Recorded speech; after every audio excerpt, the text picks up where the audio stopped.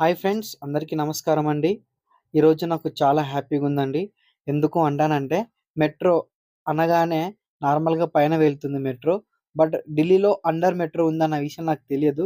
But ఇప్పుడు under metro ఎక్కుతున్నామనమాట. చూడొచ్చు, అక్కడికెళ్ళిపోయాం.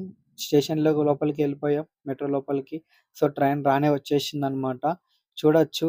సో, సిద్ధంగా ఉన్నాం మేము గూడా లోపలికెళ్ళడానికి. ఎందుకంటే, మెట్రో ఎక్కాము పైన హైదరాబాద్‌లో అండ్ బెంగుళూరులో. బట్ బయట ఎక్కడ ఎక్కలేదు. సో, అండర్ మెట్రో ఎక్కుతున్నాం. సో, లోపలికి గూడా వెళ్తున్నాం team members and my upline. So, Venkat Sagar Guruji.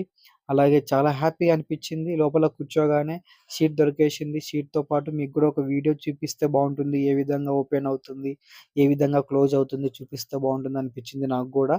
So, ఆ విధంగా ఓపెన్ అయింది వీడియో. ఓపెన్ అవ్వగానే లోపల ఉన్న ఒక క్యాప్షన్ ఇది పిక్ చూడొచ్చు మీరు ఏ విధంగా ఉంటుందనేది.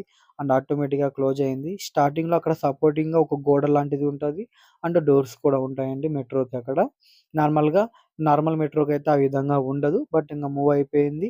మూవ్ అవ్వడంతో మేము గూడా ఇంక నెక్స్ట్ స్టేషన్ అనేది వచ్చేదాకా సో, మీకు కూడా వీడియో రూపంలో చూపిస్తాము. సో, రానే వచ్చేస్తుందనమాట. స్టేషన్ దగ్గరలో ఉంది.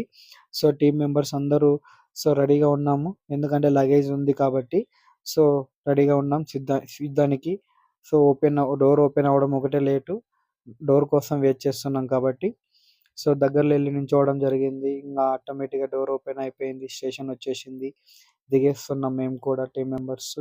ఓకేనా అండ్ మా అప్‌లైన్ లీడర్ వెంకట్ గురూజీతో.